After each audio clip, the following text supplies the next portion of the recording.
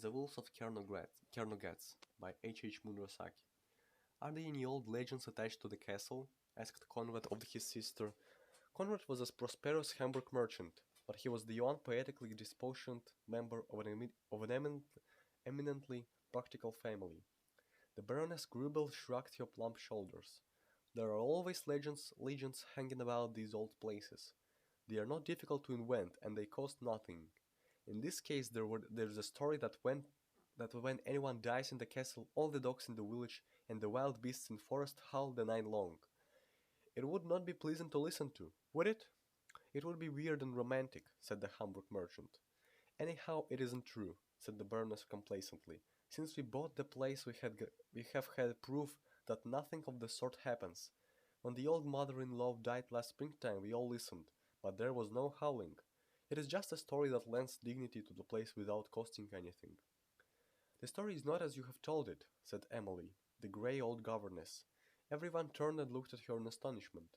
She was wont to sit silent and prim and fainted in her place at table, never speaking unless someone spoke to her, and there were few who troubled themselves to make conversation with her. Today a sudden volubility had descended on her. She continued to talk, rapidly and nervously, looking straight in front of her and seeming to address no one in particular.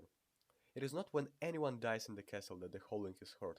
It was when one of the Cernogatz family died here that the wolves came from far and near and howled at the edge of the forest just before the death hour.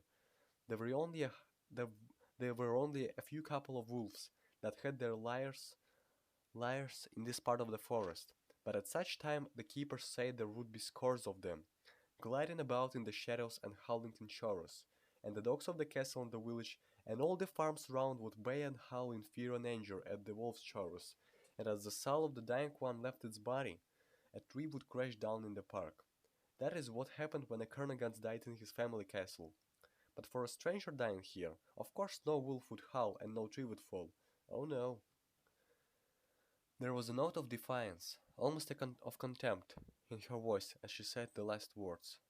The well-fed, much too well-dressed Baroness stared angrily at the dowdy old woman who had come forth from her usual and seemly position of effacement to speak so disrespectfully.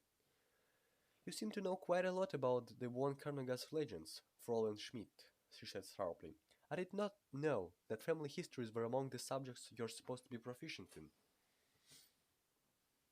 The answer to her taunt was even more unexpected and astonishing than the conversational outbreak which had provoked it. I am a Van Kernagas myself, said the old woman. That is why I know the family history. You are Von Kernagas?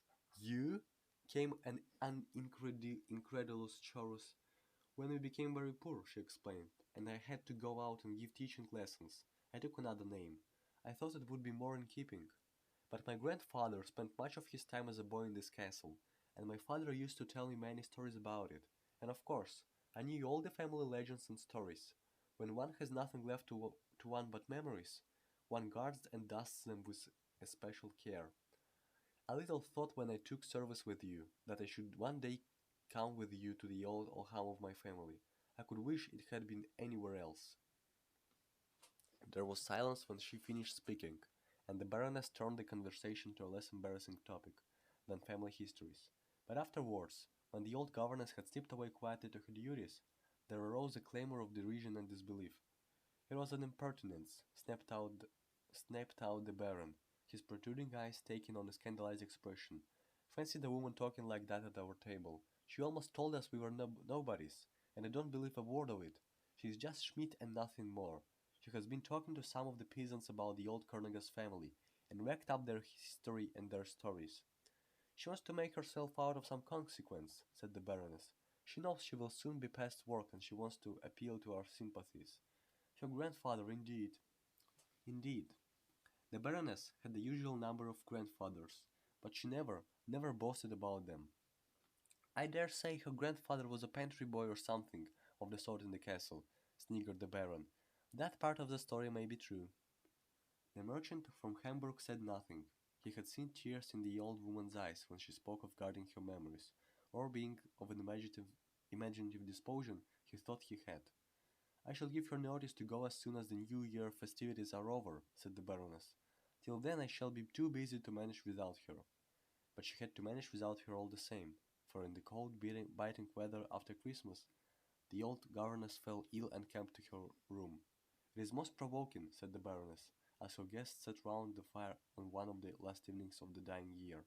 "All the time that she has been with us, I cannot remember that she was ever seriously ill, too ill to go about and do her work, I mean.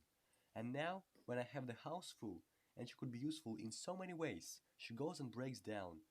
One is sorry for her, of course. She looks so withered and shrunken, but it is intensely annoying and all the same."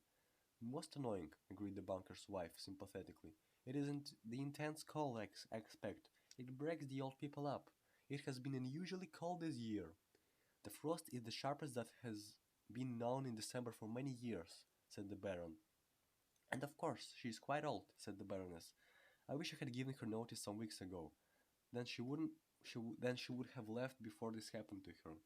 Why, Wappy? What is the matter with you?" The small, woolly lapdog had leapt suddenly down from its cushion and crept shivering under the sofa. At the same moment, an outburst of angry barking came from the dogs in the castle yard, and other dogs could be heard yapping and barking in the distance. "What is disturbing the animals?" asked the Baron. And then the humans, listening intently, heard the sound that had roused the dogs to their demonstrations of fear and rage, heard a long-drawn whining howl, rising and falling, seeming at one moment leagues away, at others sweeping across the snow until it appeared to come from the foot of the castle walls. All the starved, cold misery of a frozen world, all the relentless hunger fury of the wild, blended with the other forlorn and haunting melodies to which one could give no name, seemed concentrated in that wailing cry. "Wolves!" cried the Baroon. Their music broke forth in one raging burst, seeming to come from everywhere. "Hundreds of wolves," said the Hamburg merchant, who was a man of strong imagination. Moved by some impulse which she could not have explained, the Baroness left her guests and made her way to the narrow, cheerless room where the old governess lay watching the hours of the drank year slip by. In spite of the biting cold of the winter night, the window stood open. With a scandalized exclamation on her lips, the Baroness rushed forward to close it. "Leave it open," said the old woman with a voice that for all its weakness carried an air of command, such as the Baroness had never heard before from her lips. "But you will die of cold," she expostulated. "I am dying in any case," said the voice, "and I want to hear the music. They have come from far and wide to sing the death music of my family. It is beautiful that they have come. I am the last von Cernogatz that will die in our old castle, and they have come to sing to me. Hark, how loud they are calling!" The cry of the wolves rose on the still winter air and floated round the castle walls in long-drawn piercing wails. The old woman lay back on her couch with a look of long-delayed happiness on her face. "Go away," she said to the Baroness. "I am not lonely any more. I am one of a great old family." "I think she is dying," said the Baroness, when she had rejoined her guests. "I suppose we must send for a doctor. And that terrible howling!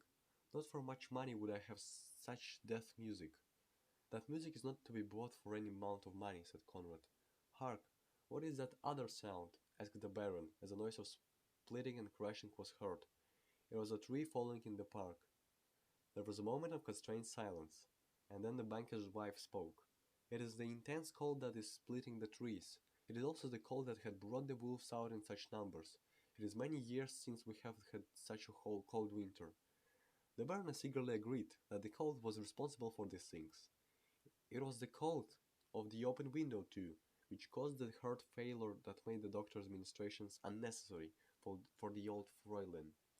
But the notice in the newspapers looked very well. On December 29th, at Schloss Cernogatz, Amalie von Cernogatz, for many years the valued friend of Baron and Baroness Grubel.